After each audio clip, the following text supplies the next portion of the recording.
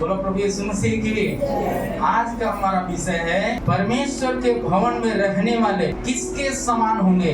परमेश्वर के भवन में रहने वाले कैसा, छोड़ छोड़ के सब लोग बोलिए निरंतर निरंतर निरंतर परमेश्वर के भवन में रहने वाले हरे जैतून का वृक्ष के समान हो जाएंगे। बोलो प्रभु यीशु मसीह की।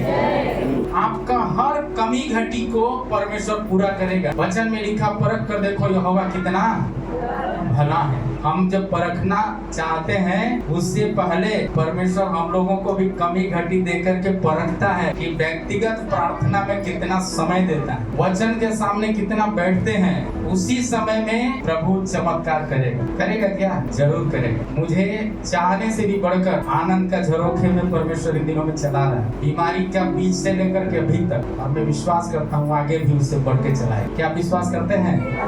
विश्वास करते हैं? जोरदार ताली बजा के परमेश्वर। भजन संहिता में दाऊद इसीलिए बताते हैं कि हरे जैतून होना है तो परमेश्वर का भवन में निरंतर बैठने वाला होना चाहिए। नए नियम में लिखा है कोठरियों को बंद करना। कौन सा कोठरी? फिर ये जो किवाड़ बंद करने की बात है उसको मतलब लोहा का किवाड़ हो, लकड़ी का किवाड़, उसके बारे में लिखा है नहीं। हमारा जो ये किवाड़ है ये क्या है? आँख है ना। आँख खोल करके प्रार्थना करेंगे, कर सकते हैं, लेकिन होगा क्या? कभी मोबाइल में ध्यान जाएगा, कभी वो कपड़ा कपड़ा सही गलत है। फिर क्या है? आज सब्जी बैठा जरूर है क्या? प्रार्थना में बैठना मतलब किवाड़ बंद करना मतलब ये बाहरी आंखें जब बंद करेंगे तो अंदर की आंखें क्या हो जाएगी? अंदर की आंखें क्या हो जाएगी? खुल जाएगी और अंतर आत्मा की आवाज को आप सुनेंगे। क्योंकि एक कान ये है, ये तो बाहरी कान है, एक कान इसके अंदर भी है। विश्वास करते हैं क्या है? जब आप विपत्ति में पड़ेंगे वो कान खुल जाता है और आपको बताएगा रास्ता। इसलिए हमको चाहिए कि जब प्रार्थना करते हैं तो निरंतर भवन में आने वाले। दुल्हन कहाँ रहती है? कि बाहर रहना है या घर के अंदर रहने? एक बात जान लीजिए, दुल्हा आएगा। सारे प्रचारक लोग प्रचार करते हैं दुल्हन को लेने के लिए। तो सवाल यहाँ उत्पन्न होता है दुल्हन कहाँ रहती है? घर के अंदर या घर के बाहर?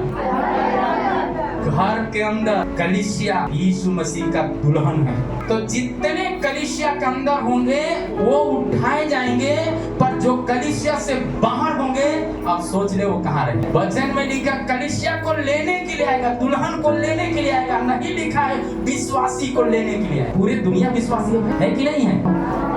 इसीलिए बाइबल बताते हैं कि हमारा इस बात को सच्चाई हम लोगों को मालूम होना चाहिए कि हम जब भी परमेश्वर की दुल्हन है तो दुल्हन घर के बाहर मतलब बाहर नहीं रहती, वो घर के अंदर रहती। और जब दुल्हन अंदर रहेगी तब सारी सुख को देखेगी। क्या उस सुख को देखना चाहते हैं? चमत्कार को देखना चाहते हैं? जीवन में भलाई को देखना चाहते हैं? उद्धार को देखना चाहते हैं? आनंद को देखना चाहते हैं? बढ़ोतरी को देखना चाहते हैं? निरंतर भवन में रहने वाले परमेश्वर का क्या हो जाएगा? हरे जैतून के वृक्ष के समान होगा। क्या आप चाहते हैं कि आप वृक्ष के समान हो जाए, आपके भी जीवन में गवाही हो जाए? तो निरंतर भवन में हो रहा है। भजन संहिता 84 अध्याय 4 क्या ही धन्य है वे जो तेरे भवन में रहते हैं,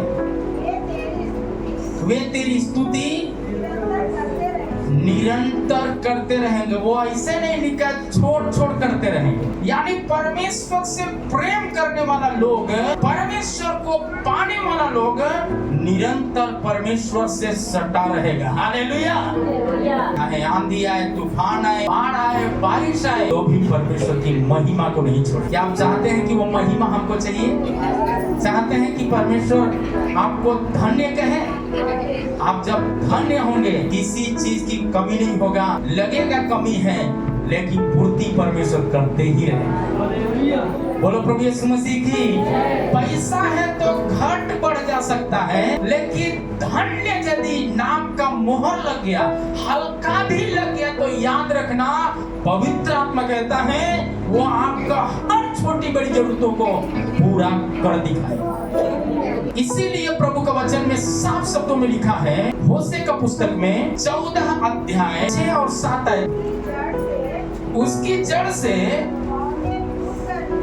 फूट के निकलेंगे। आप को परमेश्वर सुनेगा और उसमें से बहुत सी कलियां खिल जाएगा। मतलब चमत्कार पर चमत्कार का लाइन लग जाएगा। बाइबल बताते हैं आगे क्या कहता है, और उसकी शोभा जैतून की सी, उसकी सुगंध लबानोन की सी होगी, लबानोन की सी होगी। हालेलुया। और आगे क्या कहता है, जो उसकी छाया में बैठेंगे वो अन्य के समान बढ़ेंगे, अन्न के समान। देखिए थोड़ा भी अभी धान का कटनी कुछ दिनों में होने वाला है। किसान शायद थोड़ा बीज लगाया होगा, लेकिन क्या हो जाएगा, पहले तो खलिहान भरेगा, दूसरा उसका आंगन भरेगा, तीसरा उसका कोठरी और कठौती तक भरा रहे। बोलो प्रभु यीशु मसीह की। यदि ऐसा है तो प्रभु का वचन में मूसा पंचग्रंथ की पुस्तक की आयतों से कहेंगे तो भजन संगीता 91 में कहता है, जो परम प्रधान के छाए हुए स्थान में बैठेंगे वो सर्वशक्तिमान के छाए में ठिकाना पाएंगे। प्रभु के भवन में बैठने के लिए आप निरंतर दौड़ते रहें। और आगे क्या कहता है, वे दाखलता के समान फूले फलेंगे और उसकी कीर्ति लबानोन की दाख मधु की सी होगी। हालेलुया। देखिए हन्ना को बच्चा नहीं था, उसकी सौतीन को बच्चा था, ताना दे रही थी। इसमें भी बहुत सी बहन लोग जो संतान के लिए प्रार्थना करते होंगे। मैं आपको इस वचन से याद दिलाना चाहते हैं, परमेश्वर का वचन झूठा नहीं है। लोग शायद झूठा हो सकते हैं, हम भी झूठा हो सकते हैं, लेकिन परमेश्वर का वचन कहता है उसका वचन चट्टान के जैसा अटल है। मनुष्य वायदा करके मुंह फेर लेगा, लेकिन परमेश्वर असंभव को संभव में बदल डालेगा। इसीलिए प्रभु का वचन में साफ शब्दों में कहता है, ये बहन एल्केना अपनी पत्नी को जितना पनीना को देता था, पैसा उसके बच्चों को देता था, उतना हन्ना को भी दिया करता था। और ये प्रत्येक दिन परमेश्वर के भवन जाया करती थी, प्रत्येक दिन परमेश्वर के भवन जाया करती थी। एक दिन क्या हो गया, वचन सुनने के द्वारा उसको ये समझ में आया, अभी तक हम दान दे रहे हैं, दिल तो दिया नहीं है। जब दिल दिया, एली नहीं समझ पाया, पर एली का परमेश्वर हन्ना का परमेश्वर बन दिखाया है। मेरा और आपका परमेश्वर वही जिंदा खुदा। बोलो प्रभु यीशु मसीह की। और नतीजा क्या हो गया, नतीजा यही हो गया, मदिरे की नशा में चूर है एली बोलता है। क्योंकि वो कौन था, परमेश्वर का विरोधी था, करीबी था। ये भी कौन है, करीबी है। पवित्र आत्मा के नशे में जब चूर हो गई, एली समझ नहीं पाया। नहीं समझने के कारण क्या क्या नहीं बोला, ये पागल औरत है, अचलन औरत है, ये है वे है, कैसा शब्द नहीं बोला होगा, थोड़ा कल्पना करके देख लीजिए। लेकिन मेरे प्यारे परमेश्वर का प्रियजनों, और उसकी आंख से आंसू गिरते रहा। चौखट पकड़ पकड़ के रोना शुरू की और उन्होंने ठान लिया, प्रभु जो बच्चा मुझे दे, बिना छुरा लगाए सेवकाई के लिए दे दूंगा। उसी घड़ी 6 महीना का बछड़े के समान हन्ना का पेट में बच्चा उछल पड़ा है। नया नियम में एलिशिबा का कोख में 6 महीना का बछड़े के समान मरियम का साथ मिलकर कलीसिया का सबसे बड़ी पास्टरनी मरियम का पांव पड़ते ही, बछड़े के समान नमस्कार सुनते ही बच्चा उछल पड़ा है। कलीसिया का आवाज सुनते ही चिन्ह और चमत्कार। परमेश्वर का वचन कहता है आपका परिवार और बच्चों के अंदर क्यों नहीं होगा, सब कुछ संभव है। और संभव का रास्ता ये है, यीशु ने कहा मार्ग, सत्य और जीवन में। जीवन चाहिए कलीसिया, मार्ग आपका बंद है, मार्ग अच्छा खुलना है कलीसिया। सत्य देखना चाहते हैं कलीसिया, मतलब निरंतर परमेश्वर के भवन। ऐसा है पवित्र आत्मा का दान को प्राप्त कर, बंद दरवाजा खुल जाएंगे। हालेलुया। बोलो प्रभु यीशु मसीह की। दूसरा कुरिन्थियों का पुस्तक 8 का 14 आयत में लिखा है जी, परंतु बराबरी के विचार से इस समय बढ़ती घटी में काम आए, ताकि उनकी बढ़ती भी घटी में काम आए, बराबरी हो जाए। हालेलुया।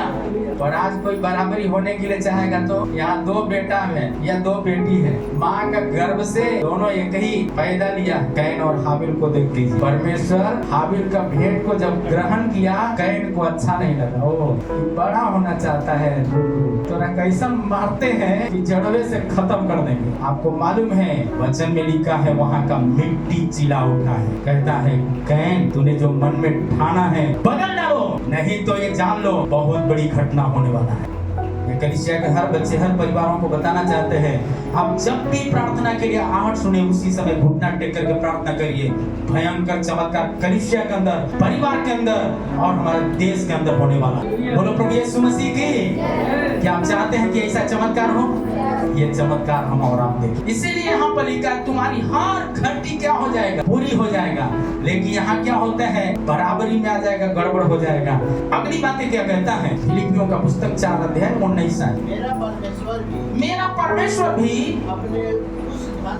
अपने उस धन के अनुसार जो महिमा सहित मसीह यीशु में है, तुम्हारी हर एक घटी को पूरी करेगा।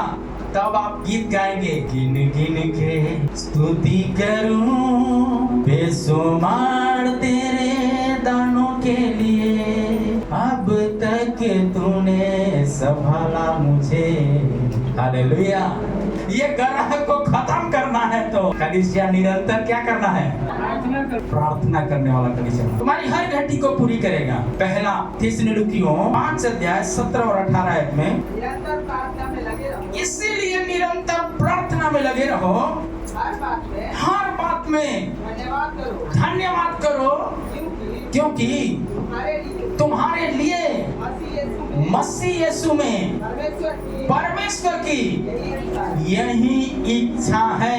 यही इच्छा है हमारा और आपका प्रति परमेश्वर का क्या इच्छा है, निरंतर उसका बेटा बेटी जो यीशु मसीह का मसीह जीवन में, जो पौलुस कहता 15 अध्याय में पुनरुत्थान के बारे में लिखा है। 3 प्रकार का पुनरुत्थान है। पहला मसीह का पुनरुत्थान हुआ, दूसरा हमारा पुनरुत्थान हुआ, तीसरा देह का पुनरुत्थान हुआ है। 58 आयत में लिखा है, मसीह में किया हुआ काम परिश्रम बेकार नहीं है।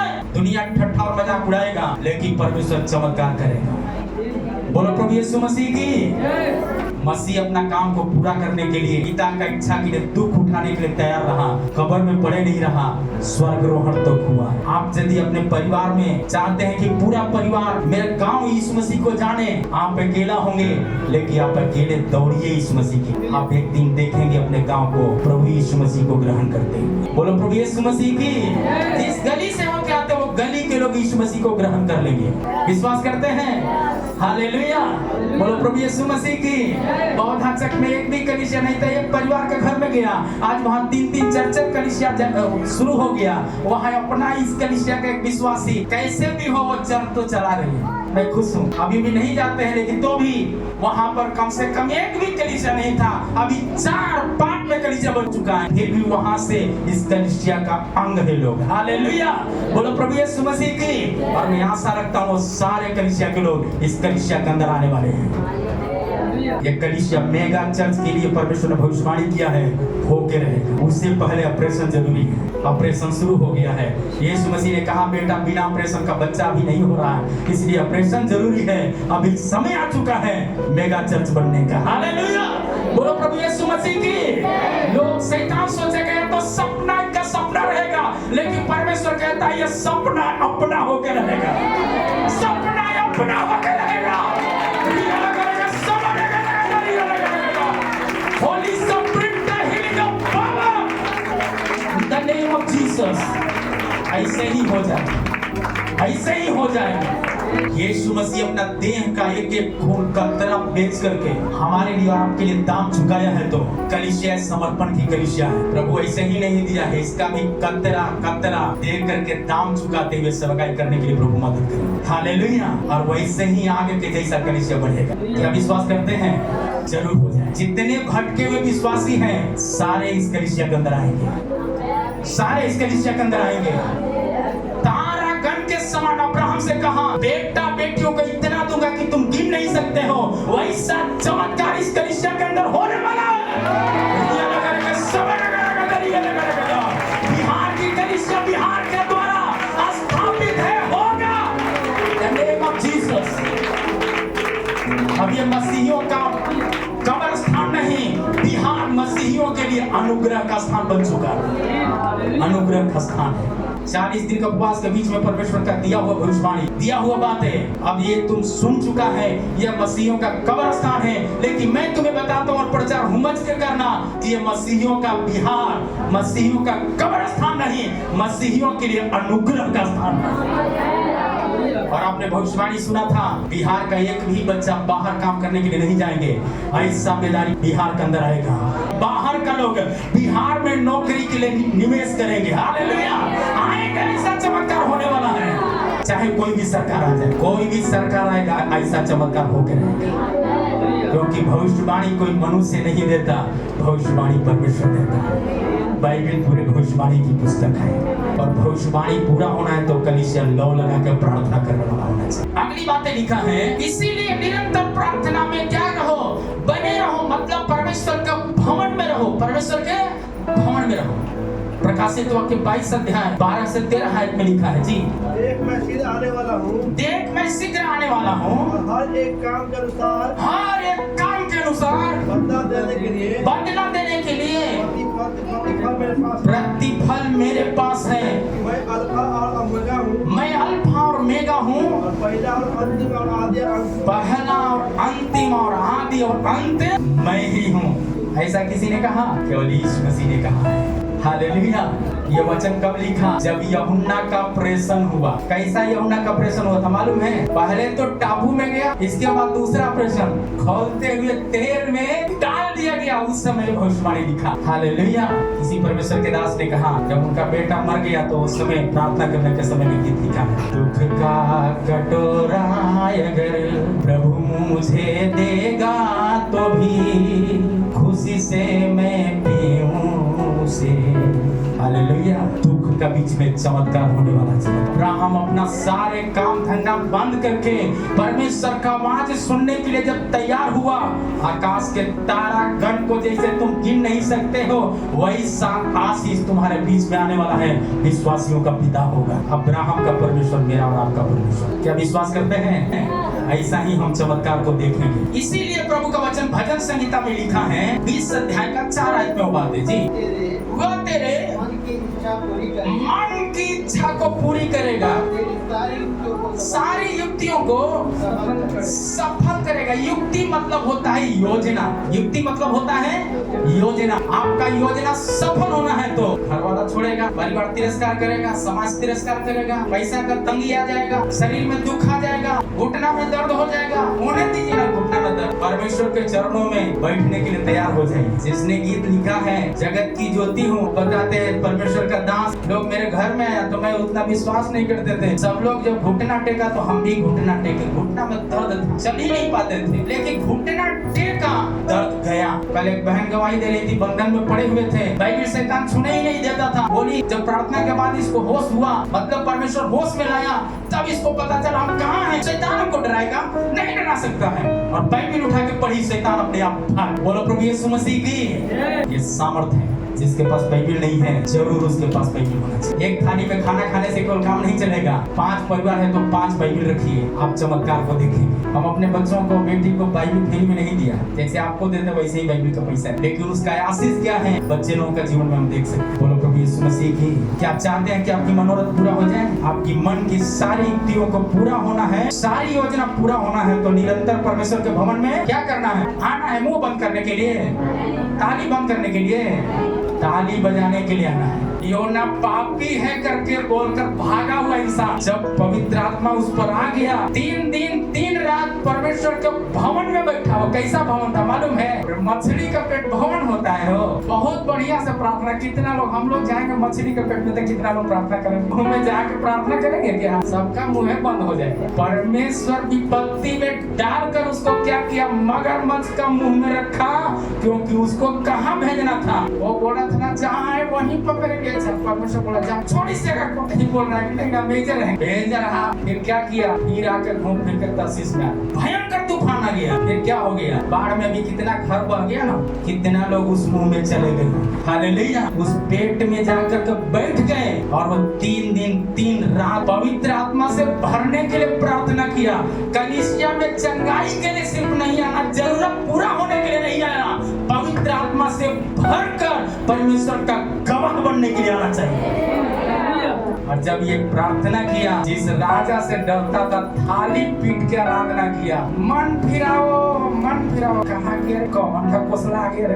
राजा भी सुनकर बुलाया कोठरी में। क्या हुआ, बोला गुरुदेव प्रलय होने वाला, जल्दी उपवास में बैठ जाए, प्रलय होने वाला है, हमारा राजो खत्म हो जाए, राजो खत्म हो जाए। ऐसा बात है। ये ढिढोरी को बुलाया, तबला नगाड़ा सब लेकर के आया, बोला जाके तुम बाजा बजा के पूरे शहर में प्रचार करो कि ना माल ना मवेशी कोई भी नहीं रहना, बच्चा भी सब उपवास करना, दूध पीता बच्चा भी उपवास करना। 3 दिन उस जगह में बैठ करके प्रार्थना करना बेकार नहीं हुआ है। एक बार में 1,20,000 लोगों ने विश्वास में आया। हालेलुया। परमेश्वर के भवन में शायद आप अकेले आते होंगे, लेकिन छोड़ के आए होंगे, निरंतर आके देखिए आपका गांव के गांव विश्वास में आ जाए। हालेलुया, बोलो प्रभु यीशु मसीह की।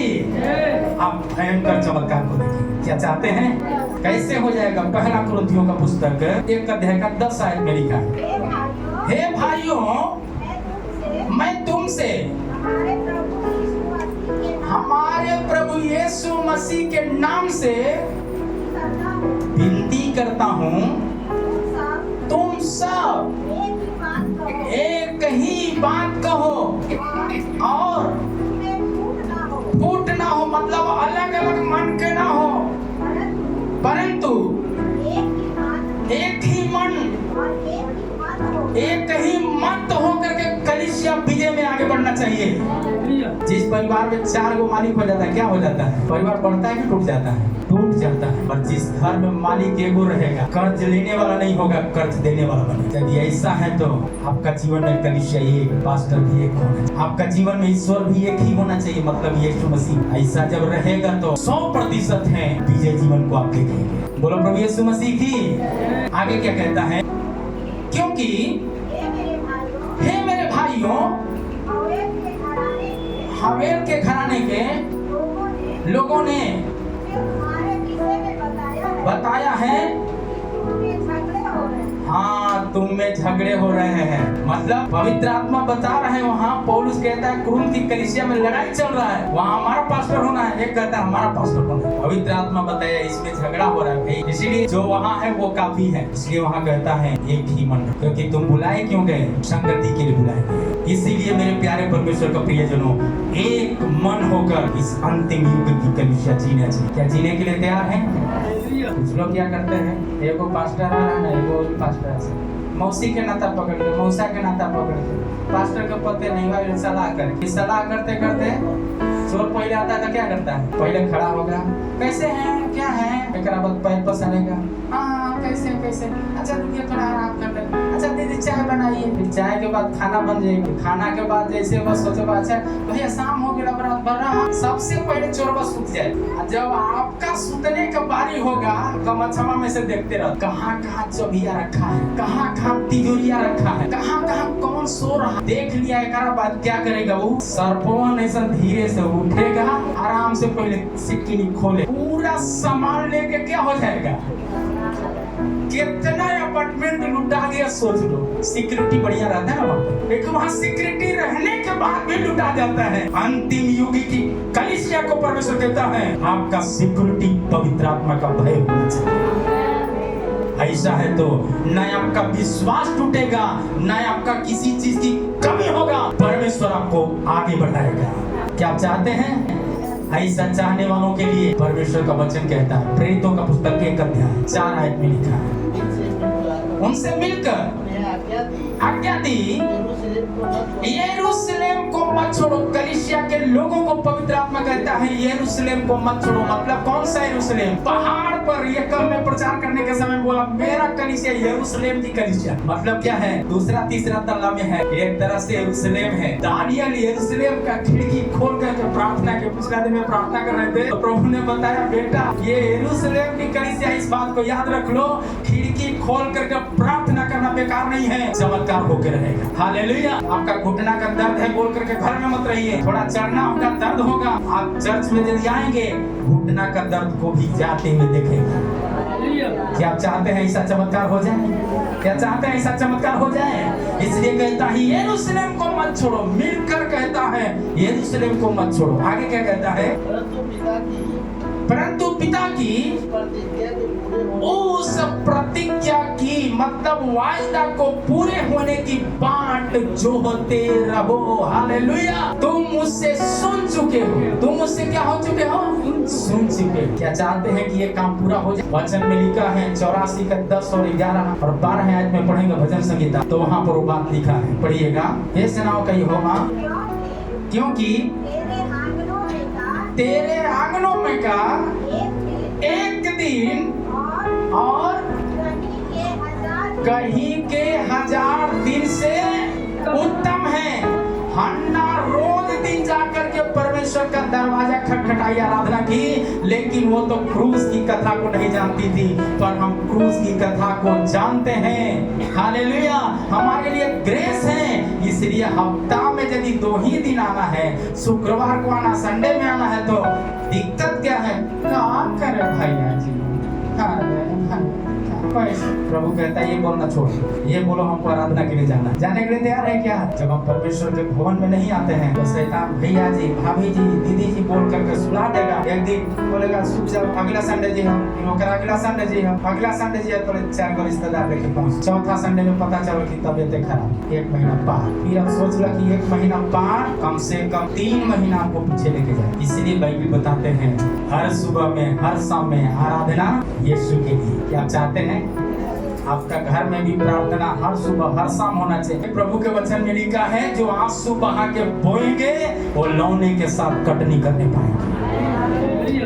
आपका घर में सुबह शाम प्रार्थना का आवाज होना चाहिए। सुबह शाम जिस घर में प्रार्थना होगा, एक कभी रविवार को चर्च नहीं छोड़ेंगे, एक भी शुक्रवार को चर्च नहीं छोड़ेंगे, रात्रि प्रार्थना नहीं छोड़ेंगे, परमेश्वर का वचन पढ़ना नहीं छोड़ेंगे, परमेश्वर का संगति नहीं छोड़ेंगे, परमेश्वर का काम करेंगे। ऐसा चमत्कार देखना है तो आपको करना क्या पड़ेगा? 84 का 10 आयत में फिर एक बार पढ़िएगा, 10 से 12 आयत तक पढ़िए। क्योंकि तेरे आंगनों में का एक दिन कहीं के 1000 दिन से क्या है? उत्तम है। दुष्टों का डेरे में वास करने से परमेश्वर की भवन की टेवरी पर खड़ा रह करके प्रार्थना करना अच्छा है। हालेलुया। जब इस प्रार्थना हॉल का जब लोग लेट करके आते थे, किवाड़ जब बंद किया भैया और उनके साथ कई एक लोग आकर के उधर हमारा खड़ा होकर के प्रार्थना कर रहे थे। प्रार्थना जब खत्म हुआ, माने आराधना जब खत्म हुआ तो किवाड़ खोलने के लिए बोलते थे, इसके बाद वो खोल करके आते थे। सब लोग आके बैठ के उस समय भी नहीं आते, केवल प्रार्थना खत्म होगा तब जय मसीह बोल के जाते थे। परमेश्वर का वचन कहता है इसी प्रकार यहाँ वचन साफ शब्दों में कहता है परमेश्वर के डेवरी में रहना अच्छा है। आगे क्या कहता है? क्योंकि यहोवा परमेश्वर सूर्य और ढाल है, अनुग्रह करेगा, महिमा देगा, और